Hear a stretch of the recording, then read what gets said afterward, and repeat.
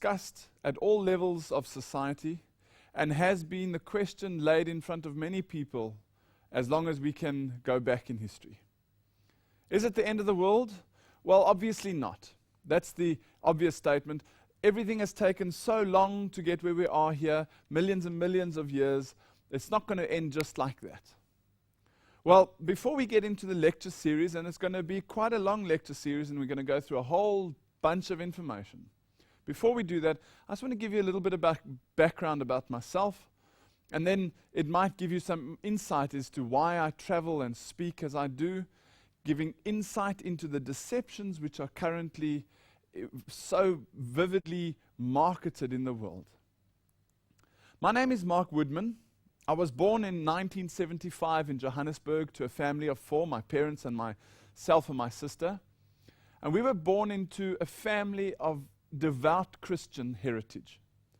When I say devout Christians, we were dedicated to the church. I was born into the New Apostolic Church. That's not a charismatic church. It's a very reverent church, and it's a church that believes that it is the bride of Christ. Also, having worship services that are reverent, filled with music, and very closely associated to the Word of God. Now, when I was born into this church, I got involved in all aspects of the church, and I was music coordinator, if you like. I was involved. I was choir master, and I was orchestra leader. I was youth leader for a while. I was involved in all different types of it. I was a deacon, a subdeacon, and I was on my way to become a priest. And we would go to service regularly. We would have 3 full communion services a week. And Monday evening would be this, Tuesday evening would be choir, Thursday evening would be orchestra, Friday evening would be youth, Saturday would be something, Sunday would be something. So the church absorbed all aspects of our lives. We were heavily involved in the church. And around, I'd say, the end of 2001, 2002, the beginning, somewhere around there, we started to ask some questions. Myself and my wife, we'd had some questions which were troubling us, and as we were asking the various people around us, we weren't able to get the answers that we were looking for.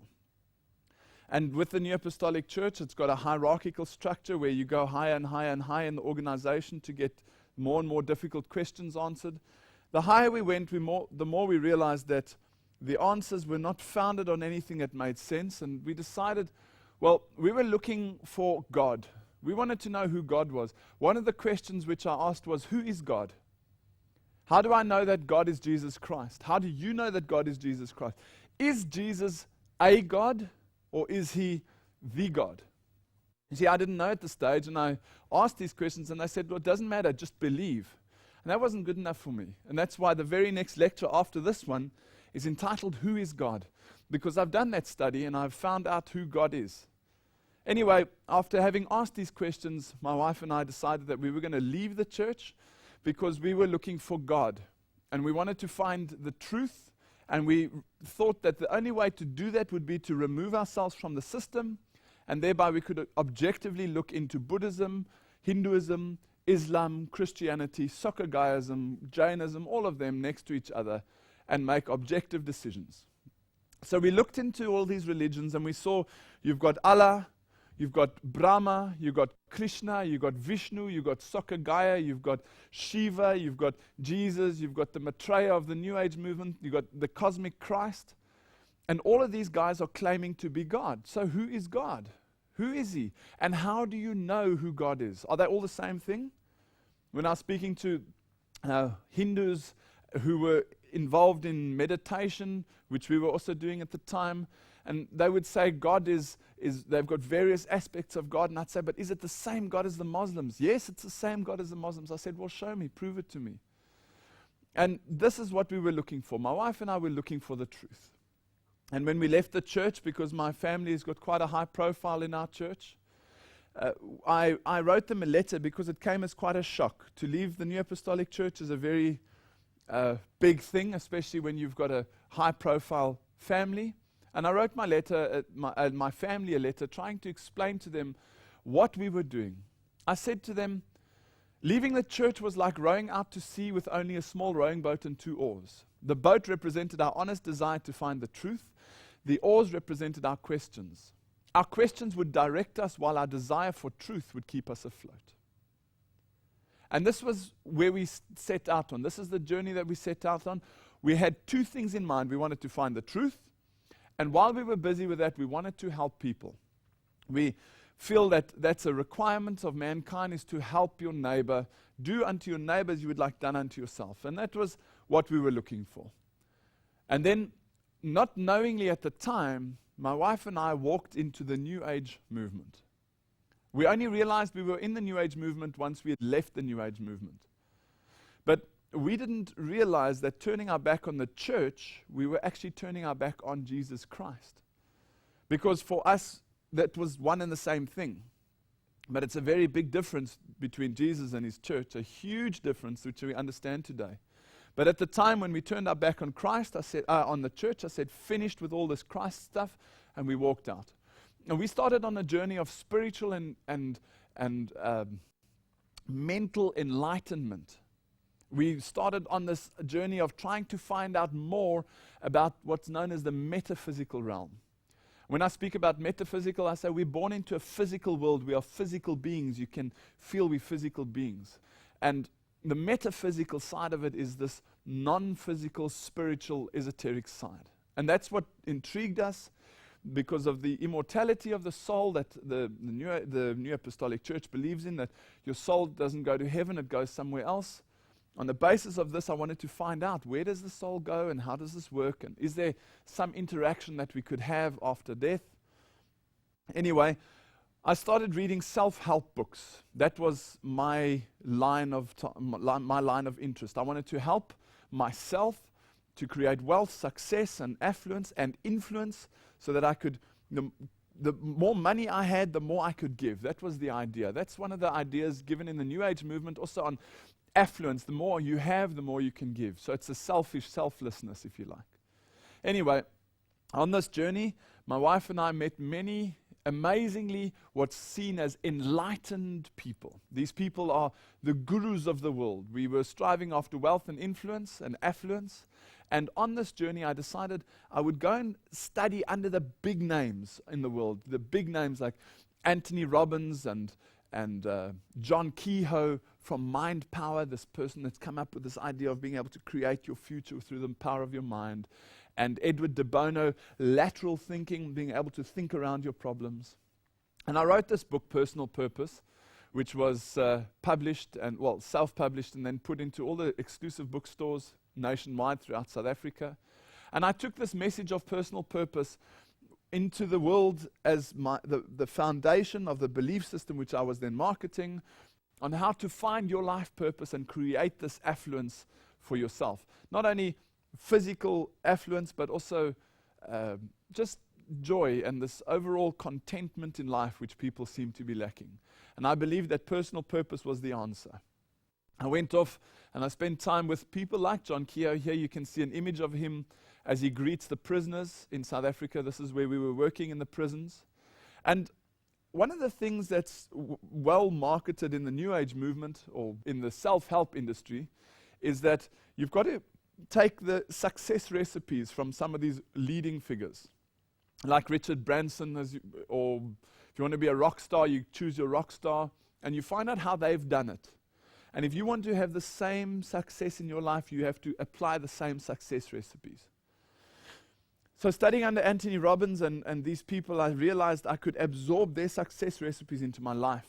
But it couldn't be some airy-fairy philosophical type of thing. I had to base it in solid business principles as well. So I went I spent time with Cyril Ramaphosa, listening to the man, studying his career. If you don't know who he is, he's one of the biggest South African businessmen. He's also, I believe, will be running for the new presidential election now in the next couple of months. Chris Stoltz, I also spent time with, finding out how he got into the position of being able to run the Reserve Bank in South Africa for so many years during South Africa's darkest years, the apartheid era. And I understood that if I could find out what these guys had done to get where they were, I could apply that same idea into my life and I could create the same success. It's like a bread recipe. If I've got the same oven as you, the same wheat as you, the same milk as you, the same whatever as you, and I have the same temperatures, I will get the same result. Well, that's the idea. Anyway, it doesn't work like that, but that's the idea that I thought at the time. And then I went all the way to the top of these organizations, all the way to the biggest in the world motivational speaker is Anthony Robbins, and then I'd go to the biggest person regarding mind power, who's John Keogh, and I'd always try and get to the highest, most influential people to see how they did it. And one of the guys who was my mentors at the time was Richard Branson, and here you can see Sir Richard Branson signing my book in one of the occasions when we spent some time together with him, and also a very good friend of mine, Grant Shuttleworth, who's the brother of Mark Shuttleworth, and you might know him from the African space heritage, where he was the first African in space. I got involved in these circles so that I could absorb these things and I could create this wealth for myself. I had a problem though. I didn't tell anybody about it. My wife knew, but we were battling financially. And I knew that through the power of my mind, my affirmations and my meditations, I would be able to create this success for myself. So I just carried on pushing and pushing and pushing. Anyway, I took this story of personal purpose out into the world, into primary schools, into high schools. Here you can see a high school, and there's a primary school. You can see all the little people, where I was teaching them this idea about personal purpose, this self-fulfillment and self-enlightenment through self-content. Everything was about self and being able to achieve this through the power of self as well. I was invited to speak at the South African Reserve Bank to about 300 or 400, I can't remember, of their management, their top-level management, and to bring across this message of personal purpose, how it can change and influence your life. Not only that, I received a call from the Africa Women in Leadership Summit in 2005. And I was quite surprised to receive a call from the Africa Women in Leadership Summit, because they invited me as a male to speak and to explain to the women what the challenges are from a man's perspective with this the idea of women coming into the workplace. But I hadn't gone for this type of opportunity. It came to me. And I realized that through the power of my mind, I was creating the success. Things were starting to finally move ahead, and I was able to create these type of events where I could share this message about personal purpose. Anyway, I spoke there, and I also spoke at the MTN Science Center in Cape Town. But quietly back at home, there was a problem. I still didn't have much income. In fact, the more effort I was putting in, the less income I had. I didn't understand it. My wife and I discussed it, and she was trying on her side to assist where she could. She's not a business type person, so she got involved in what she enjoys, and that's healing. Where I was getting involved in the esoteric side of the New Age movement and slowly migrating towards the occult, my wife was getting deeper and deeper involved in the esoteric type healing methods, crystal healings and angel cards, etc., which I'll explain to you a little bit later in this lecture, but also in the lecture entitled The New Age Movement. Anyway, the more effort we were putting in, and the more effort I was putting in, sometimes up to 21 hours a day, the less income I had, and I couldn't understand it. I didn't realize at the time that there was a hand that was blocking my success, and if I had been successful, I don't believe I would be doing these lectures today. I don't believe I would be speaking to you about God and being able to do the very next lecture and show you how God showed himself to be God. And I'm not talking about some airy-fairy, read this and just believe. I'm talking about science, mathematics that proves who God is. I'll show you that in the next lecture. Anyway, I was doing everything right.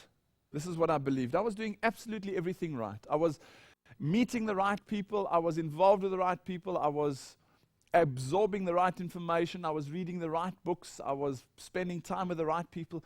But yet there was a problem. Somehow, I just could not get a financial breakthrough. I didn't know what the problem was. And now I realize that not everything that seems bad at the time comes from Satan. And not everything that seems good at the time comes from God. See, this is sometimes the Lord has to put a blockage in your life to make you look for other options. The options I was looking for at the time were, I wanted to find the truth, and I wanted to help others. And the way to help others is to become affluent and make lots of money that you can really share this around. Anyway, finding the truth was a problem because I turned my back on Christ and I was out into Buddhism and Hinduism and all these other religions, but going up into what I didn't realize at the time was the esoteric circles of these religions. Because each religion has got two levels, one hidden inside and one exposed for the outside. And I show all of these ideas through the rest of my lectures. That's all available in these lectures. Anyway, my wife got involved in crystal healing and energy healing, which is supposedly when you are able to channel healing energy through you to be able to release people from their illnesses.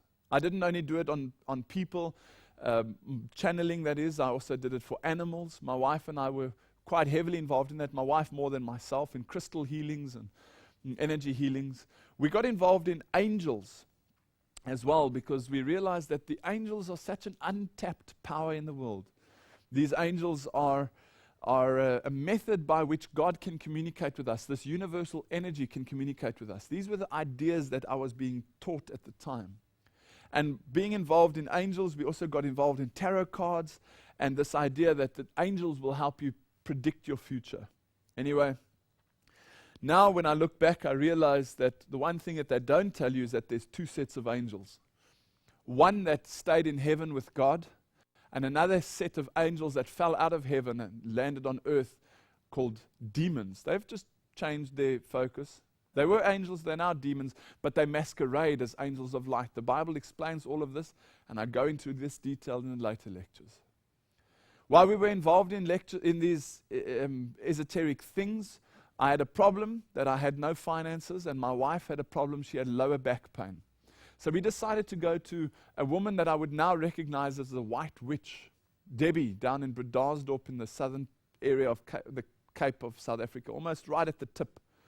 And this woman, she also did these channeling things on us. She was a guru, as you would like to call it. And she realized that this blockage which I had and my wife had was such a serious blockage that she had to call in the big guns. She was also working with angels. And she called in angels, bigger and more mighty. She even called in Michael at one time. He's not the real Michael, not the biblical Michael. These are all liars. These are deceptions. And then eventually she said, well, I can't get rid of your blockage. I'm going to have to call in the biggest of all the angels. And that his name is Metatron. Now, I'll show you in the lectures, later on in the lectures, who Metatron is, but I'll tell you now who it is, and I'll prove it to you in a later lecture. Metatron is an alias for Lucifer. That's how you can identify which side of these angels you're working with. Are you working with God's angels or Satan's angels? We didn't know that we were busy with Satan's angels at the time because they lie just like Satan does. And they make you sick and they make you healthy. This is why people think that this channeling is such a wonderful thing. Not even Satan could help relieve us from our blockages. Amazingly enough, there's only one power greater than Satan in the universe, and that's God.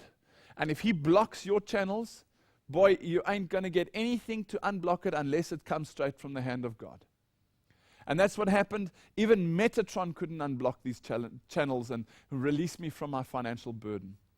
So I decided, well, if he can't, I'll get involved in reincarnation, because this idea would help me understand as you reincarnated in every lifetime, you'd be able to find out what the problems were in your previous lifetimes.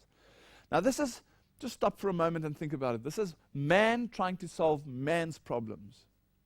I didn't know who God was. I was asking who God was. I was saying, I want to find the truth and I want to help people. And now I was getting involved in the occult. I was getting so involved in the angels and in the sort of satanic things that not only were they not able to help me, but I had to go past them into the even darker things to find out what was happening. And from reincarnation, when my answers wouldn't come through reincarnation and through hypnosis, I went into transpersonal hypnotherapy. Now that is the idea that not only do you die and come back, but that's when you die and you go somewhere, your soul goes somewhere, and where it goes, you can trace it and you can listen to the conversations that were had there before you come back into your body. These are deceptions from Satan himself. But I had no other answers. I was searching for the truth. Please, if you wonder why I'm speaking about hypnosis or angels, all these things, I'm not telling you this to get you involved in it or to encourage you. I'm warning you that I've been there, and you don't want to have to go there. You do not want to have to go there. Let somebody like me who's come out of that guide you towards this truth. And it's only Jesus that can help you. That's who God is. And I'll show you how He showed me. In the next lecture, I'll prove that He is God. Anyway, after having been involved in all of these things in this transpersonal hypnotherapy where you open your mind and you don't know what influences are impacting on your mind, when I got out of this, not even that was able to unblock my financial challenges. And this time I was getting almost desperate.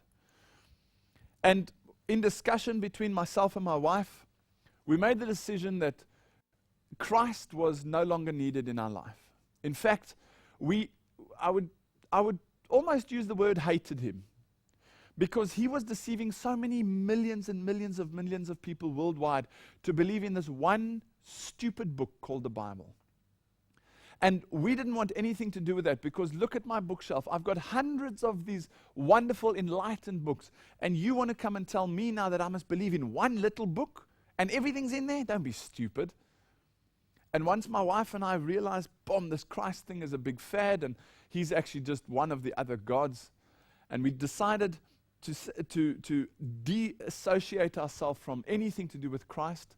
In fact, my wife and I were going to change our will, that if we were to die, neither my parents or my wife's parents were able to bury us out of any Christian church or association. That's how much we hated Christ. As we made that decision, boom, the doors went open. Not financially yet, but I was pushed into a corner with Nolene, who the South Africans would recognize as South Africa's Oprah. She runs a talk show on TV, national TV, called SABC3 Talk. And there I was pushed into a corner, and I started to discuss with her all these esoteric things and how the metaphysical world works and your personal purpose, etc., etc. And she got so excited about it, she took my book, which I gave her a copy of my book. And a couple of weeks later, she phoned me and she said, I want to do a whole show called Finding and Living Your Life Purpose. Would you please come and be one of the guests on our show? And I thought, wow, man, this mind power stuff really works. These affirmations, wow, they really, really work. Finally, I was starting to recognize that this channeling this energy into the future actually really works. Those of you that are involved in the New Age will hear my language, that I'm speaking very New Age language to speak to those that understand what I'm speaking about. Well, it's from there that God called us out. This deep, deep deception of Satan, we were called out. Anyway, Nolene invited myself onto TV, and I went on TV. And as I was ushered on stage, as you can see from this image, I was put in the middle. Now, if you understand what that means, on television, nothing happens by chance. Everything's planned.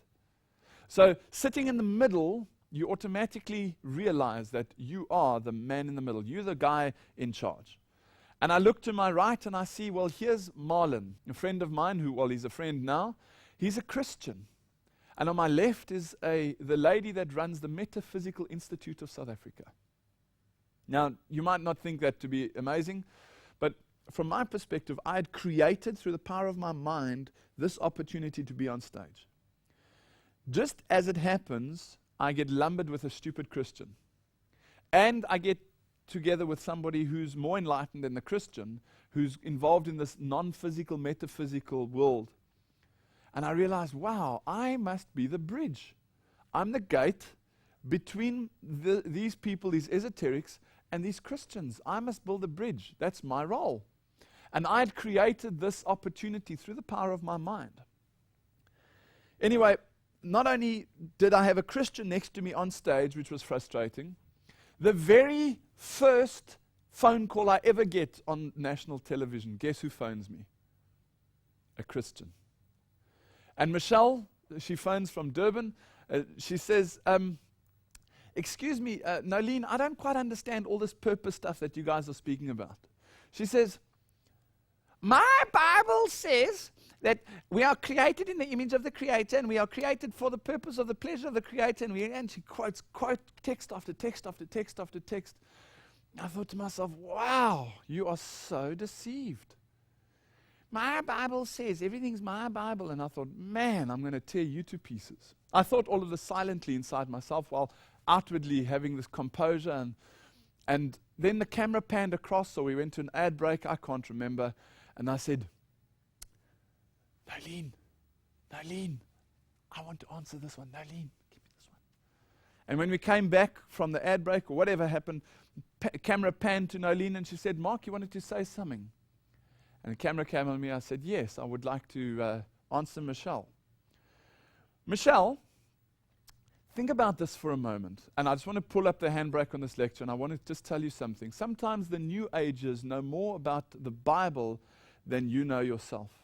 Sometimes they will be able to use your information to twist your information around so subtly that it'll confuse you right to the core.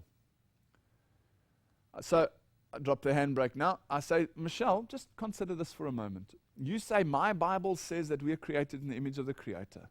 I said, think about this for a moment. And I want to ask you this now as well, if you're watching this DVD. If you are created in the image of a teacup, what would you be? Well, you'd be a teacup. So if you are created in the image of the Creator, what would you be? Well, you'd be the Creator, wouldn't you? Therefore, and I said on national TV, as you can see by this image, I am the Creator. Through the power of my mind, I've been able to create this situation. I'm now sitting on national TV, being able to tell you about what I've done. What I've done through the power of self, my own power, I've been able to create this opportunity. I'm the Creator. You are the Creator. I didn't realize at the time that this is pantheism. See, this is God in each of us. This is the idea that God is in me, God is in you, God is in the chair, God is in the camera, God is in the clouds, God is in the trees. This is pantheism. It comes from ancient times, from the days when Midas touched everything and it turned to gold, who worshipped the god Pan. Anyway, I'll get into that in a later lecture as well. Here on national TV, subtly I tell her I'm the Creator. And interestingly enough, I turned it around, I said to her, excuse me, just think about the Garden of Eden for a moment. And I'm asking you now to think about the Garden of Eden. What happened there? There were 3 lies. First, Satan said to Eve, did God really say that? Is he so horrible that he's not letting you eat of all the trees? Is he hiding something from you? So he creates doubt. The second thing Satan did in the Garden of Eden, he says, you won't die. God's lying to you. You won't die. And then he puts in a third lie, and that's when he twists the thing into his own direction. He says, not only will you not die, you'll become as gods. So on national TV, I said to her, are you sure you've read your Bible properly? 1, I created an insecurity. Then I said, are we created in the image of the Creator? If we were, what would we be? And then number 3, I put in my own doctrine. I said, we are created in the image of the Creator, therefore we are the Creator. And I pray somehow that that lady, Michelle from Durban, will be able to get these DVDs and be able to realize that the Lord has called me out of this deception. You see, even on national TV, where I had the arrogance to say that I was the Creator, when I went home, I still couldn't put petrol in my car. The more effort I was putting in, the less income I had. There was a blockage in my life that not even Metatron himself could release. Something was going on. And yet, as I was battling with this, how do I overcome this problem, and discussing it with my wife, and she's helping with crystal healings and trying to unblock my channels, and we're asking the angels for help, and we're meditating and all these rubbish things. Yet, as all of this is going on and we're battling to find food at home, Career Success magazine launches this article. They say, who wants to be a millionaire? And then they refer to Mark Woodman. I laugh every time I see this thing. Actually, it's very sad. And that's the problem. You don't know what you're reading because you don't know what's going on under the surface. That's why there's only one God, because there's only one individual in the universe that can see under the surface and can see into your thoughts, can see into your emotions, into the pain that's in your heart at the moment. There's only one person, and that's God. And here, outwardly, I was wearing suits on national TV, and I was this big meneer. I was the creator of the universe. I was the creator of my own little universe. And yet, I had nothing. And Career Success looks outwardly, and they say, would you like to be a millionaire? Well, ask Mark Woodman how it's done. I mean, this is pathetic. Absolutely pathetic. And then came a day when I had to start wondering what's really going on. If you had been with Richard Branson and with the Shuttleworth family, if you'd been with Anthony Robbins and Chris Stoltz and Cyril Ramaphosa and all the big names around the world, if you were studying Alan Cohen and Deepak Chopra and all of these, Dr. Wayne Dyer and all of these names, trying to absorb their understanding, reading Napoleon Hill about Think and Grow Rich and how to think and create this, if you're doing absolutely everything right, and yet you still have not a little bit of success, zilch, nada, nothing, then you've got to wonder to yourself, what's going on? Somewhere there must be a blockage, and this blockage is bigger than what I can deal with on my own.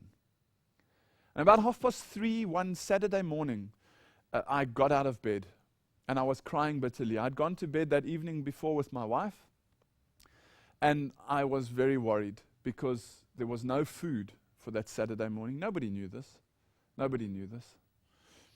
And I woke up, well, I didn't actually sleep. I was rolling around the whole night, and 3:30 I decided, no, I'm going to get up. I walked down the passage. It was cold. And I went to go and sit in the lounge. All the lights were off. And I sat on the bench, and I thought about it. And I'm going to bring up this graphic that you can see. This is my success summary. After 2 or more years of working at the top level, this was my success summary. I was 4 months behind on my car repayments. I was 5 months behind on my bond repayments. I was a year behind on my electricity repayments. I had absolutely no medical aid. There was no income into our home at all, and my wife was 8 months pregnant. Can you imagine the trouble I was in? I'm the creator. I can create the success for myself. And yet, I'm sitting in the dark, a year behind on the electricity, 4 months behind on my car, 5 months behind on my bond, and I got no medical aid, and my wife is 8 months pregnant. Now, the reason I was crying and I had this emotional trauma was, and those of you that have experienced this, husbands, you'll know what I'm talking about, and wives, you'll know especially, is when you're pregnant, you don't need food, you need nourishment. You don't want bread and milk, you need nourishment for the baby. And I didn't even have an egg, I didn't even have milk, I didn't even have bread. There was nothing in our fridge. And I didn't know what we were going to have for breakfast that morning. And I don't know what we had for breakfast, but we had breakfast. But what happened there is I sat down on this bench and I realized I had done everything that I could in my power. I had done everything. Another email wouldn't have made a difference. Another letter wouldn't have made a difference. Another phone call wouldn't have made a difference. I had done everything. If I'd done so much and had nothing, then I knew that it wasn't going to happen. And that morning, 3:30, that Saturday morning, I climbed off the bench and I fell on my knees. And I knelt down and I realized that if I wasn't able to create any success out of everything that I'd done, then there must be a higher power in the universe that can help me. But I was tired. I was absolutely exhausted from years of trying to keep this image that everything's going fine. I was absolutely exhausted, and I fell down on my knees. I didn't know how to pray anymore. I said, hello? You see, it's not how you pray that matters. It's that you pray that matters. And I knelt down. I said, hello? I don't know who you are. I don't actually care who you are. I don't care if you are Allah or Shiva or Brahma or Vishnu or Krishna or Soccer Gaia or Jesus or Lucifer or who. I actually don't care. I'm tired. But I want one of you to come through. I know there must be one of you that's more powerful than all the others. And I have done everything that I can in my power to create the success, and it's not working. Today, I'm giving everything I have over to you. I don't know who you are, but I want you to identify yourself and I want you to help me. Show me how to get out of this mess. There's no breakfast. Well, I got up off the floor and I sat back on the couch and I looked around me because I was expecting the doors to blow open and lightning to come shooting through the door and frazzle me and throw me into the corner. And I sat back on the couch and there was just nothing. Absolute silence. And I thought, wow. Yeah, and I got bitter. I said, that's absolutely typical of you. The time that I really, really, really need you, this God person, whoever you are, the time that I say, please come and help me, you just drop me like a hot potato. I had nothing to give my wife, who's 8 months pregnant, for breakfast. Anyway, what happened was after that, I was expecting a physical realization of a spiritual manifestation. That's the problem. Today, the world wants in the physical world to realize what's happening in the spiritual world. That day, God's hand really came into my life, more powerfully than ever before. But it wasn't in the way that I thought it would be. God never does that. He lays His truth in front of you and He allows you to make your decision up.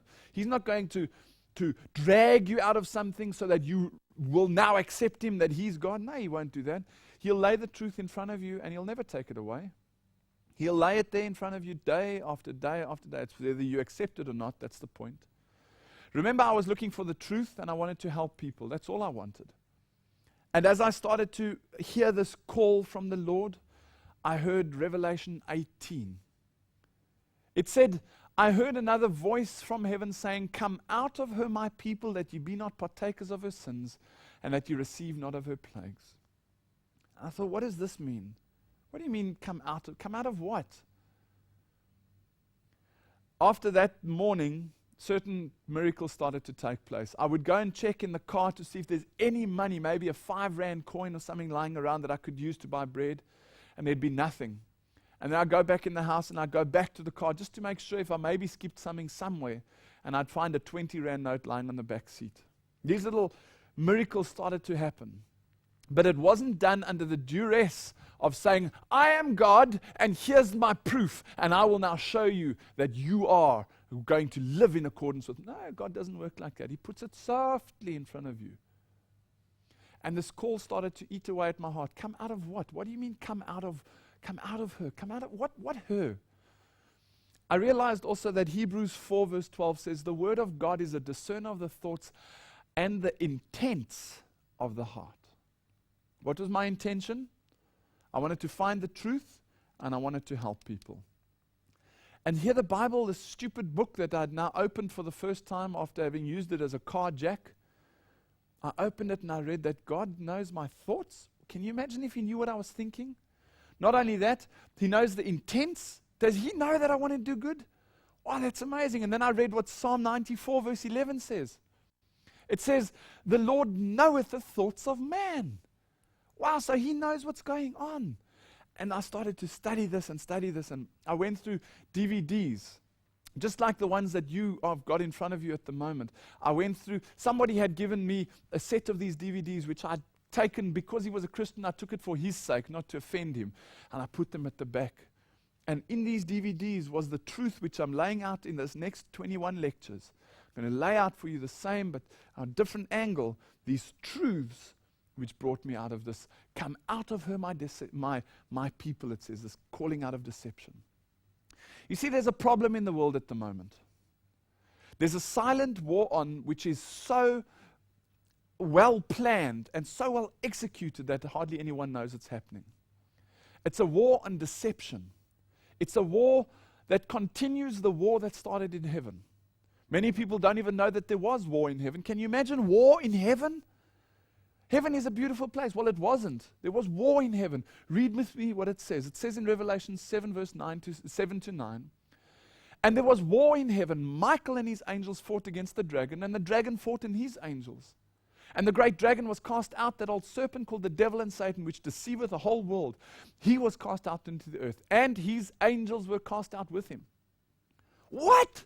You mean there's angels that are making as if they're, because it says he deceiveth the whole world. So I don't know if I'm dealing with the right set of angels. And I spoke to my wife, I said, oh, you got to stop this angel stuff. Until we know which angels we're dealing with, we got to stop this. And I read about Michael fighting with his angels against the dragon. Who's Michael?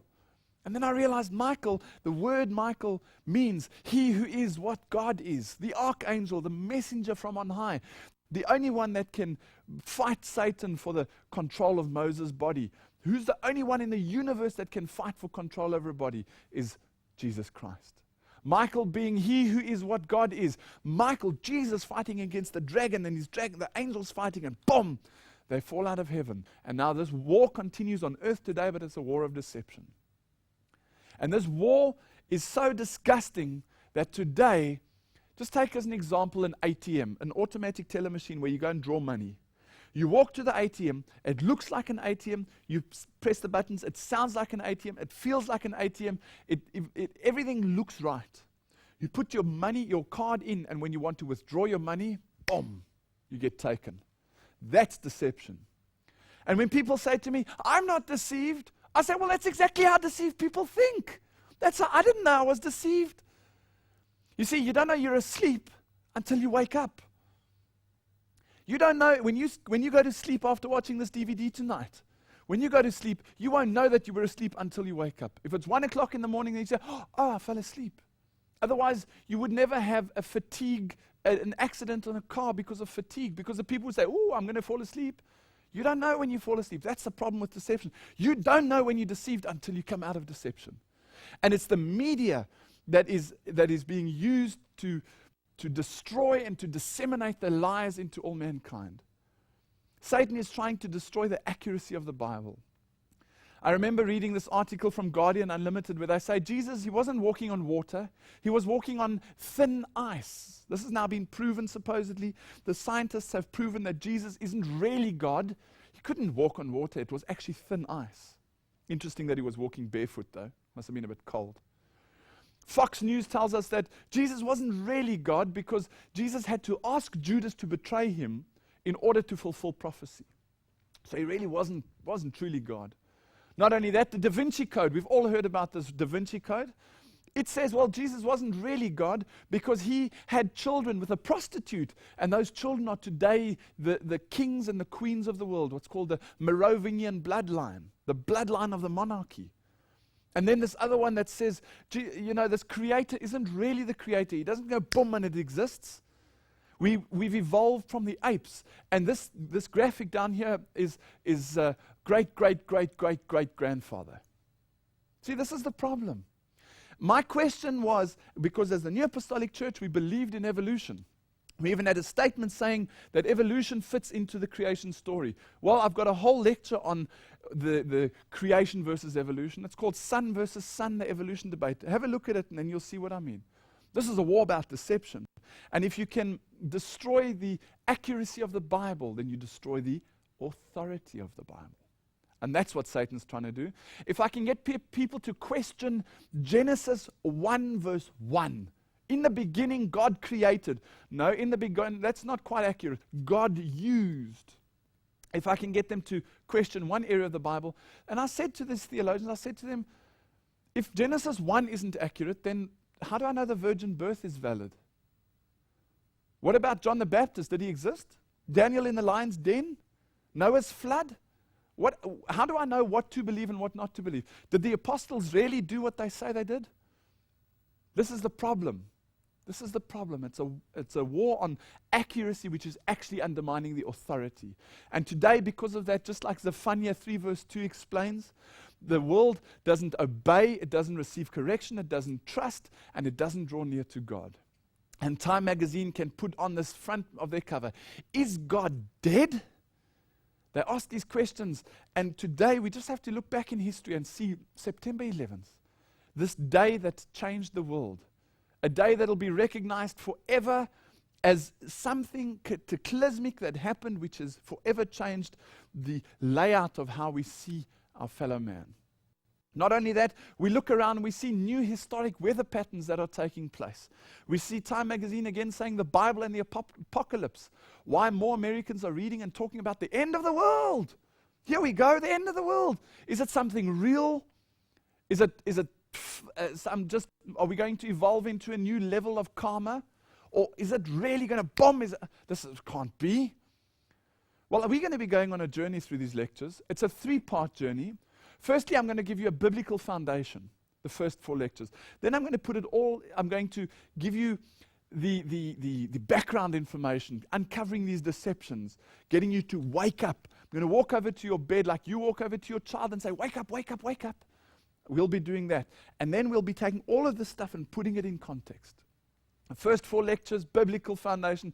The next set of lectures, right up to number 17, is uncovering the background deceptions.